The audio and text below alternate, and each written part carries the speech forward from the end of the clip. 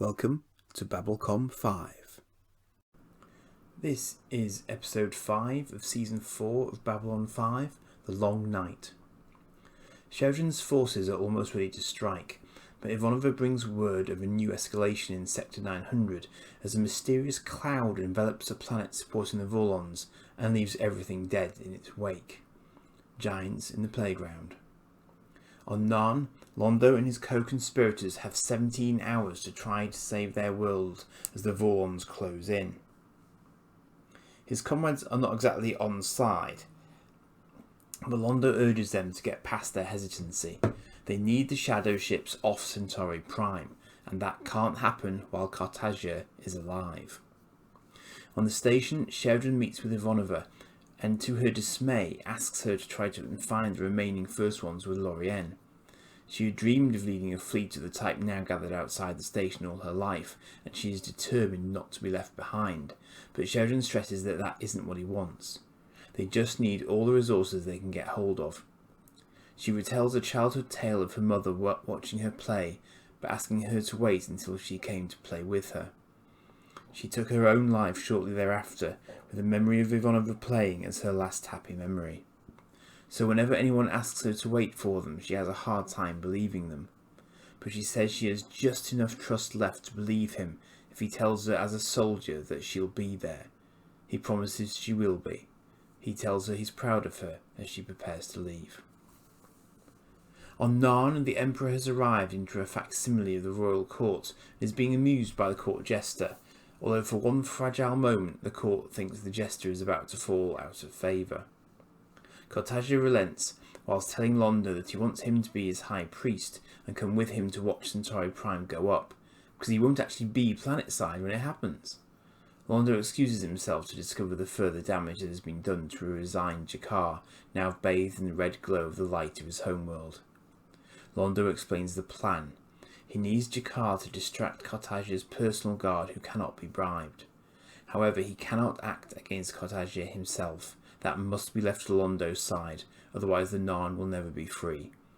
Jakar notes that Londo's heart is empty, to which he replies, he knows. Turns out the jester didn't last that long after all. Vir has acquired the assassination tool, a light but lethal dose of neurotoxin to be delivered between the Emperor's hearts by a needle that will seal the injection point as it leaves. So it requires direct contact, which Londo expected, as poison in his food or drink wouldn't get past his tasters. They laugh about how much Cartagia might be able to say before the toxin works, then settle down again and go to see Jakar being paraded in front of the local Narn.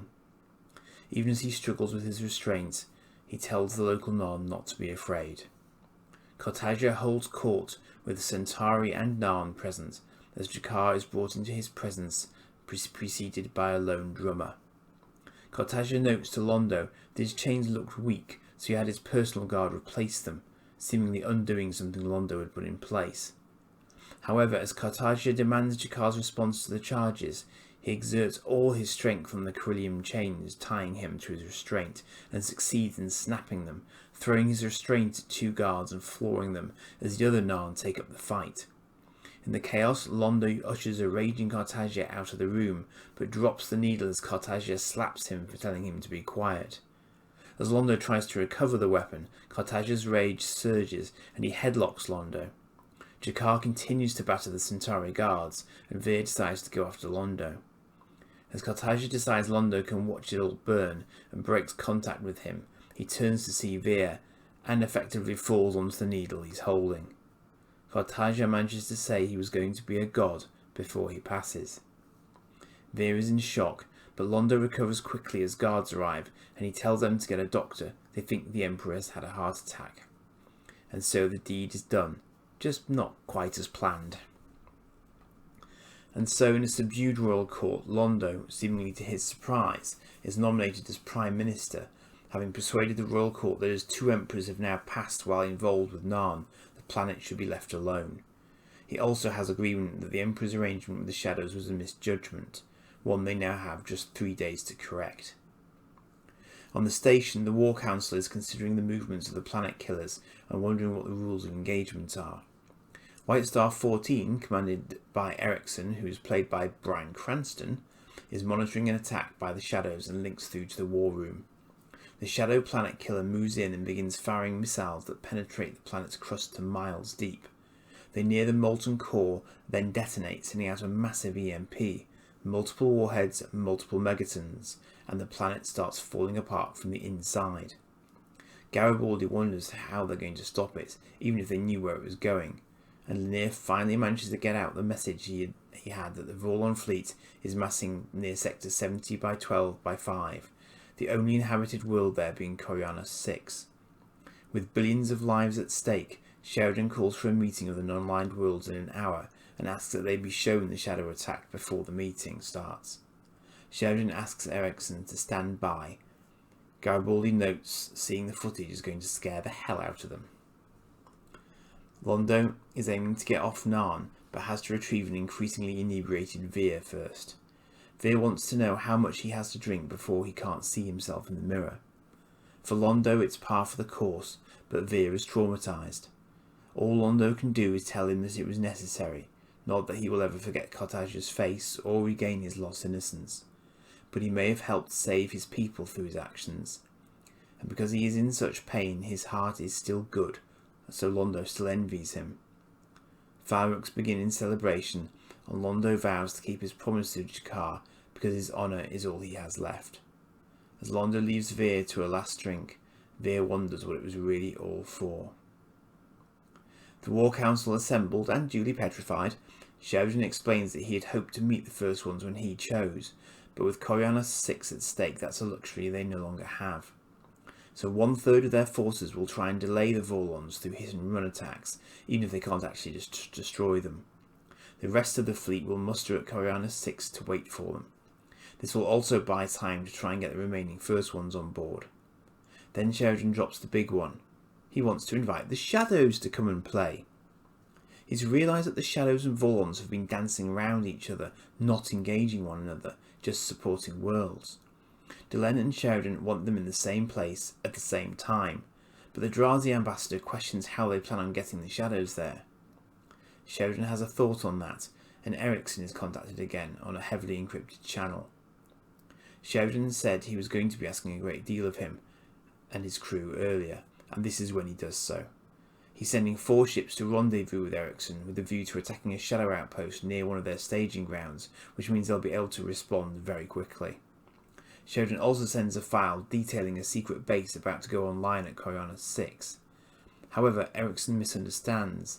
The goal isn't to keep the information out of Shadow hands, but to get it into Shadow hands in a convincing fashion. It's a suicide mission for his ship, but he has to put up enough of a fight for the Shadows to believe the information is real. The other ships will try and escape and have nothing of value. It's all on Ericsson, and Sheridan is grateful he's not married, at least. All the League ambassadors watch their exchange with respect. This is what the Rangers signed up for, and Ericsson salutes Delenn and Minbari as he closes comms to wait for the other ships to reach him in half a day. Tough call, tough ask, but it could save billions. On Narn, the fireworks continue, but G'Kar fails to see the cause for celebration as he re-enters the throne room, now being torn down by the local Narn. He has a terse exchange with their leader, who wants G'Kar to lead him in a fight back against the Centauri, but G'Kar has no intention of being put back on a throne soon after an emperor was thrown off it, nor does he wish to be a dictator. If the Kari is reformed, then he will take his place amongst them again. He says their priority must be helping their people recover, not seeking vengeance on a race who are already on course for self-destruction. The local leader calls him a coward and demands to know what he has endured as he starts to walk away. G'Kar turns, echoing his question back to him. What has he endured? And he laughs, quietly and bitterly, and leaves the room. Sheridan listens to the last transmission of Ericsson in combat with the Shadows, who have taken the bait. Delenn confirms the attacks on Vorlon targets are underway. He takes one last look around his office, and his log notes that they're going into the fire, putting themselves between the Shadows and the Vorlons as they board a White Star, and retells a poem by Tennyson that was left on his desk for him as he took command of the station. And so the fleet moves out. So this is a fast-paced episode, pushing the Great War along at a significant pace. We're introduced to the mysterious shadow cloud that is their version of the Vorlon planet killer, and this is actually the first time since Zahadum that we've seen the shadows going on the offensive again. The Vorlons have been hogging the limelight this season with their offensive. So now the younger races face a war on two fronts, with billions upon billions of lives at stake. And yet when all is said and done, it's one man and his crew that make all the difference to the younger races in this episode, by self-sacrifice. We've seen others come close to this sort of act before, and indeed Jakar's recent past is very much focused on self-sacrifice for the greater good too. I know who Bryan Cranston is, roughly, so I imagine it's quite strange for some people to see him in this episode so young, but JMS always had an eye for the guest stars, and he plays his part as a stalwart captain well. Through his sacrifice, Sheridan and Delenn intend to pull the Shadows into a direct confrontation with the massed Vorlon fleet, with the younger races thrown into the mix to boot. It seems likely that this encounter will run counter to the rules of engagement for the older races, so it's not really clear what Sheridan is hoping to achieve here, but Ivanova's side mission is clearly intended to make sure Sheridan has maximum firepower available to him when the time comes. She's clearly unhappy about being sent away at this point, and is determined not to be left behind, but Sheridan just about manages to convince her, and it's touching to see them bid farewell to each other just in case. Whilst we don't see how her mission goes at this point, Londo of course is very committed to his own, and it does reach fruition in this episode, although not quite as he planned it. Yet in reality, this is only part of what he needs to do. He's also got to get back to Centauri Prime and use his new prime ministerial role to get the Shadows off his planet before the Vorlons turn it to ash. It's a clever twist to have Veer be the one who actually kills Cartagia, and ironic because he's the last one you'd expect to commit a violent act against anyone. In fact, I think it's really more of an accidental kill on his part, but of course he doesn't see it that way. Jakar manages to play his part despite his injuries, and seems to see more clearly despite having only one eye. The scene where he is asked what he has endured has always stuck with me, because he has given his all for his people, and whether or not he believes it, he is a true Narn, and has kept faith with his people. And he totally rejects the offered power to somehow take the fight back to the Centauri. He sees what a dead end that has become for both their races.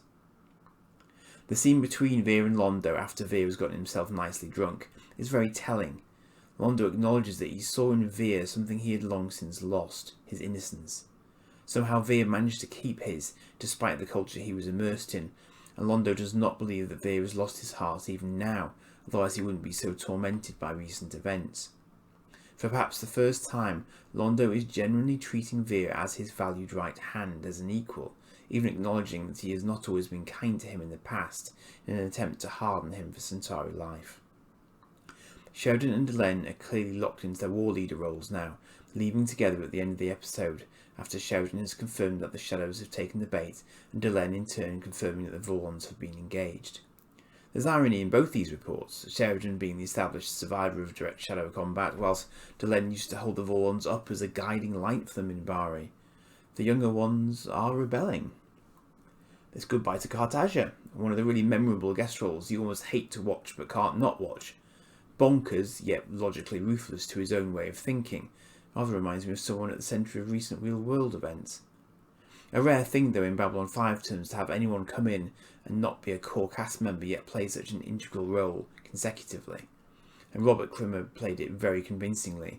Not too much, not too little. So just 5 episodes into season 4, and it's a real roller coaster ride already, with the end credits unusually playing over a still moving scene as the Army of Light's fleet starts to deploy. And its composition is noteworthy because you've got Minbari, Earth and associated League of Non-Aligned World ships all heading off together once more, which a year ago would have been unheard of. You can see why the Shadows were so keen to try and co-opt Sheridan. This is exactly the sort of cooperation that counters their efforts when it happens. So it now remains to be seen just what the younger races can do when both the Shadows and Vorlons are added to the mix. So I'll catch you for the next one. Cheers for now.